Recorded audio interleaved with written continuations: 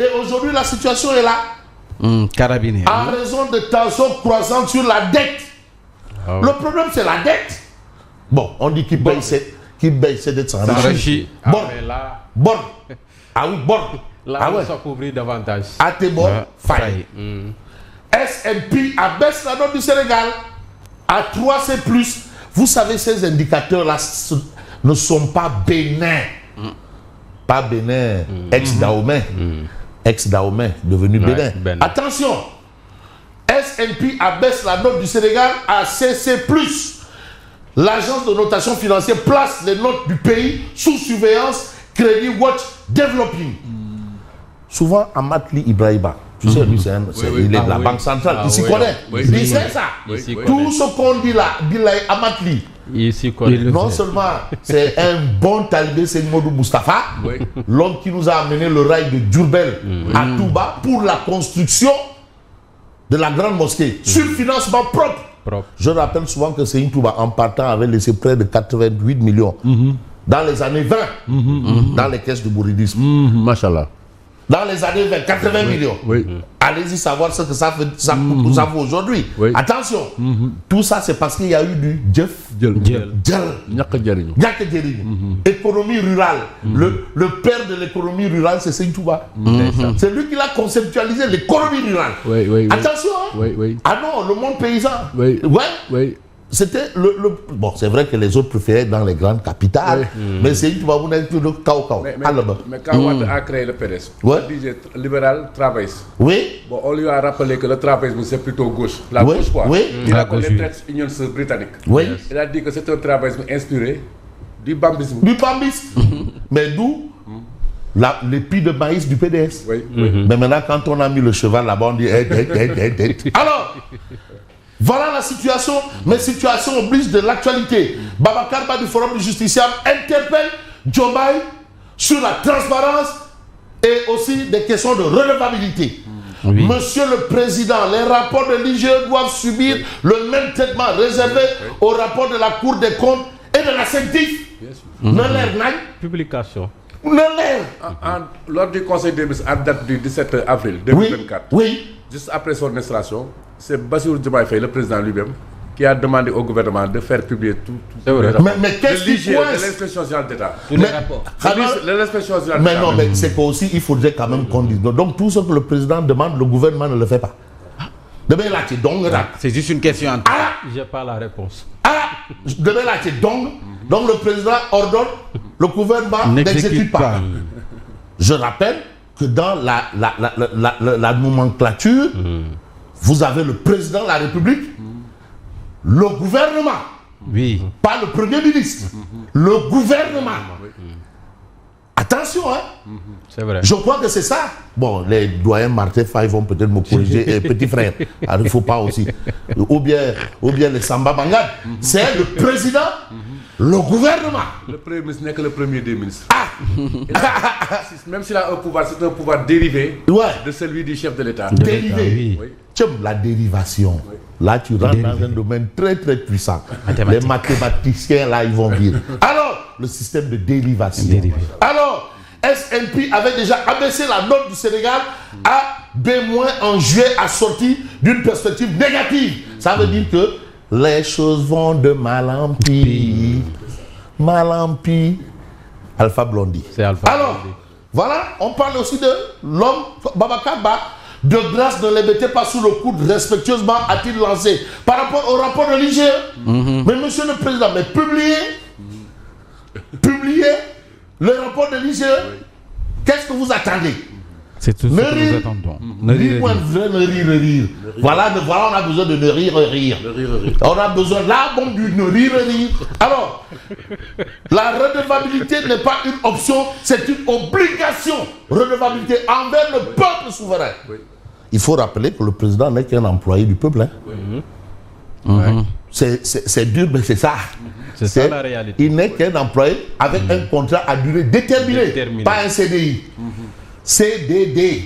Tous ceux qui ont tenté d'obtenir un CDI, ils savent comment ils ont fini. Dans la sauce. Alors, on reste avec Tribune. Pôle judiciaire financier. Liberté provisoire refusée, mais Farbagom attend la Cour suprême. Il faut toujours se battre. Il faut se battre, encore se battre, toujours se battre. Parce que aussi c'est une paire de manches, mais de grâce, au moins. Mais qu'on l'entende, finalement, c'est quoi? Mais presque bientôt 1 an, on te fout dedans et on ne t'entend pas. Mais au moins qu'on dit, monsieur, venez, voilà ce qu'on vous reproche. Et de sur quoi? Un rapport de quoi? Mais de la CENTIF. Rapport de la CENTIF. Mais au moins qu'on l'entende. Un rapport, bon, dès qu'on t'accuse, tu n'as pas le droit de... Et on te met de là. Et on ne t'entend pas. Finalement, Farbangom, c'est quoi le problème? Certains ramènent toujours une déclaration qui apparemment a été suivie des faits. Il y a eu une déclaration qui a été suivie des faits. Rapport de cause à effet. C'est ce qu'on dit souvent. Vous avez le Peuple quotidien. Grosse alerte de Jeff Breen, responsable d'aide des marchés émergents. Mais après le FMI, le Sénégal aussi, mais privé de tout financement extérieur.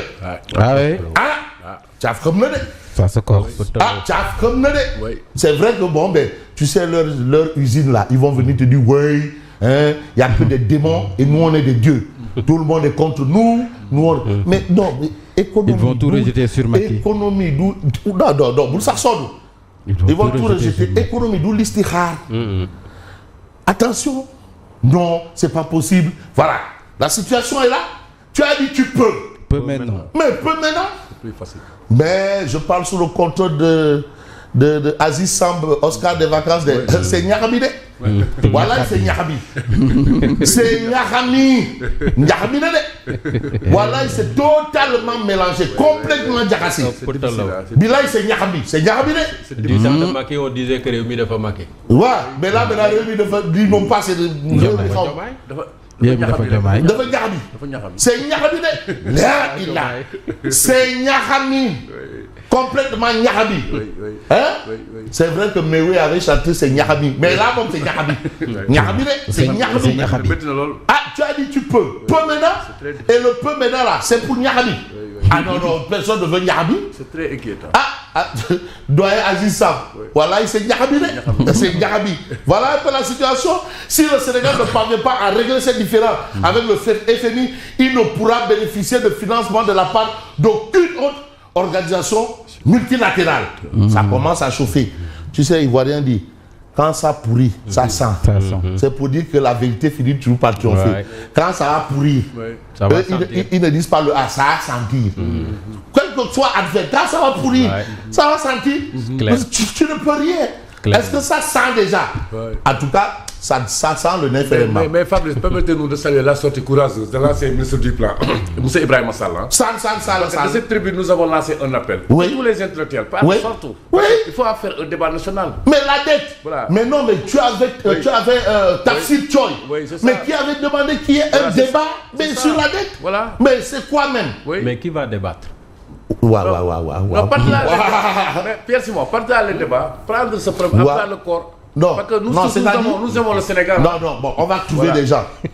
Youssou Diallo, appelé à débattre sur la dette.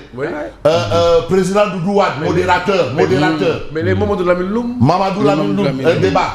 Comment il s'appelle? Le fils de Blaise Diagne. Adjibou Soumaré. Ablaye Diop. Qui Bardi? Le docteur dans l'économie. Souleymane Assou Diagne. Bon, maintenant, tu as le ministre des Finances. Tu as qui? Mais Maïmouna Dieye, les grands économistes, Azoura Fall, ils peuvent venir débattre. C'est un débat très sérieux. C'est un débat très sérieux. Le contexte est là que la prise de parole au Sénégal est maintenant désordonnée. Malheureusement. Préfère se taire. Donc c'est Nyarami. Mais heureusement qu'il commence à sortir du bois. C'est bon? C'est bon? Mais pour l'instant, tout est Nyarami. Même la prise de parole, c'est Nyarami. Non, là, les gens sont obligés d'écouter parce que le pays est dans un trou. C'est Nyarami. On est obligé d'écouter. Donc tout le monde est joué parce que c'est Nyarami. Quand ça va pourrir, ça va sentir. Mais vous avez le week-end de Baba Aïdara. Mais quand Pastef humilie son président, le désastre d'une république sous tutelle, voilà encore un autre Nyarami. Parce que quand même, c'est un fait. Mais un parti au pouvoir qui humilie son président. Le respect des institutions. Mais un parti au pouvoir qui humilie son président. Ça, c'est le week-end de Baba Aïdara. Les week-ends alliés dans le peuple. Baba Aïdara, journaliste d'investigation. Il y a un autre journal qui en parle. Mais oui. Mais attends, j'ai envie de prendre le quotidien. Sur les supports digitaux de la présidence. L'Observateur, voilà, baisse de la note souveraine, S&P enfonce le Sénégal. Voilà, il s'est Niahabi. Alors, la note passe de B- à CC+. Mais l'agence invoque le poids de la dette et l'absence d'accord avec le FMI. Mais c'est Niahabi, c'est clair. C'est-à-dire, économie, une solution, c'est une touba. Voilà, solution, c'est une touba. Bon, l'équipe nationale des sourds-muets. Ne rire. Il faut régler leur ardoise là parce qu'ils doivent aller en compétition. Ne rire. Sinon, forfait. Forfait, mais ne rire fort de rire fort, pas ne rire dans les réseaux sociaux, de rire fort. Laisse bâtard. Non, c'est-à-dire voilà, le Sénégal avait une fonction au plan international et les gens étaient prêts à reconforter Matarba s'il continuait. Finalement, mais ne rire, c'est moi. Après, c'est devenu Niahabi. Oui. C'est Niahabi. Alors, voilà la situation. Mais le gouvernement lève 99 milliards sur le marché de lui et moi. 99 milliards, le gouvernement. Le gouvernement. Mais vous avez l'Obs. Retombée de la tension Diomaye Sonko. Tempête sur la page officielle de la présidence de la République. La page de tout le monde. Je rappelle que le président est celui de tous les Sénégalais. Il n'est pas le président d'un groupe et non de l'autre. De tous les Sénégalais. Et on attend toujours le niente de tonton Ad Mansour Baye, de Diomaye. Ou bien peut-être moi lui aussi, il est un peu Niahabi là. Il ne sait pas final. Qui on doit faire le niente. Parce que aussi tonton Ad Mansour aussi, il attend. Parce qu'on a un duo au sommet. Voilà, il a envie de dire son fameux Ndaouré. Ça fait longtemps qu'on a pu entendre. Des jumeaux. Des jumeaux. C'est pas Ala Daomé. D'où Ala Daomé. Tonton Ad Mansour Baye. Bon. Victime institutionnelle par excellence, premier miroir numérique du pays, mais la page officielle de la présidence de la République est devenue, ces derniers jours, le théâtre d'une déferlante de propos désobligeants. Offense au chef de l'État. Mais c'est quoi ça? Mais finalement, on est où là? Wow, l'analyse de Malik Faye, formateur au département TIC de l'ISEM de Thiès, et d'Aboubakri Tsi, business développeur et spécialiste en communication digitale, sur cette dynamique complexe et ses répercussions, mais sur l'image du pays. Mais la République, c'est pas la République. En tout cas, moi, je veux rendre public Odia, parce que Odia aussi joue sa partition. Et Odia, ce matin. C'est vrai qu'Odia n'est pas dans un robinet Lansada. Ou bien, ouais, ça c'est un défi nous laobé.